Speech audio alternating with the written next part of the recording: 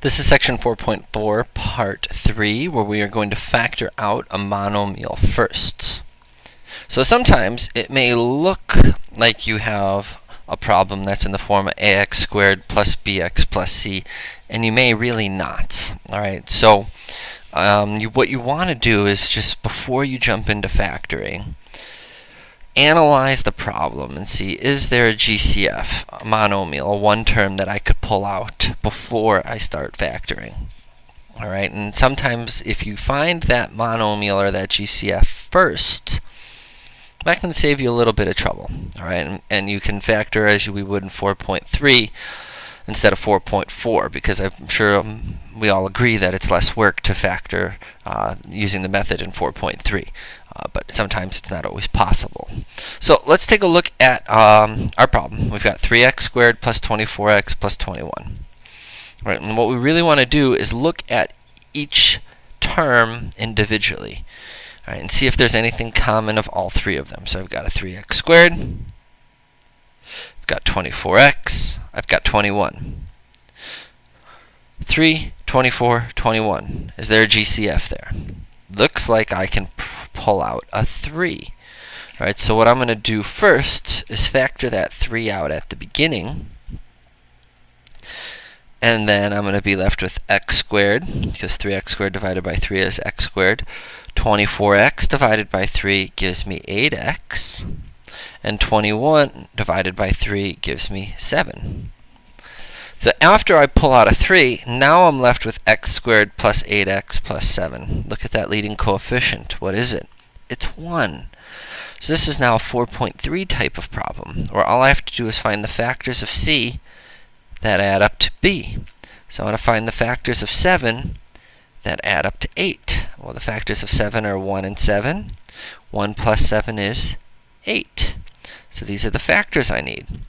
And since I have a leading coefficient of 1, all I need are two binomials separated by multiplication. And I have x plus 1 because it's positive 1, and x plus 7 because it's positive 7. And this is my answer. And again, you can test using FOIL. Alright, so let's check. So I've got 3 times x is x squared. X times 7 is 7x. 1 times x is x. 1 times 7 is 7.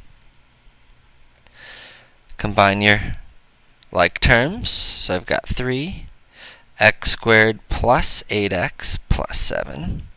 So now I'm back to this spot. Look, these are exactly the same. And now I distribute in my 3 to each term, and I'm getting 3x squared plus 24x. 3 times 7 is 21. This trinomial is exactly the same as the trinomial we started with. So I'm confident that this factorization is correct. Made my life a lot easier to factor out that monomial first. And in class, I'll show you what happens if you don't catch it. It's okay if you don't, but you're going to have to factor out a number at the end, and we'll see that in class.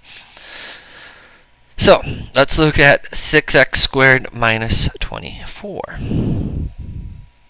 Alright, so it looks like we have a binomial. This looks kind of like a 4.1 or 4.3 problem.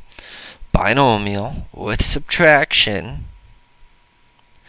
Is each term a perfect square? Well, you can't take the square root of 6x squared because there's no square root of 6. It's not perfect. Alright, so either it's prime, meaning it can't be factored, or there might be a GCF. Is there a number that 6 and 24 share? What's the greatest common factor? Well, it's 6. Alright, so I can pull 6 out. 6x squared divided by 6 is just x squared. 24 divided by 6, well, that's going to give me 4. So I've got x squared minus 4. So now I've got a binomial with subtraction. Is x squared a perfect square? Yes, it is. Is 4 a perfect square? Yes, it is.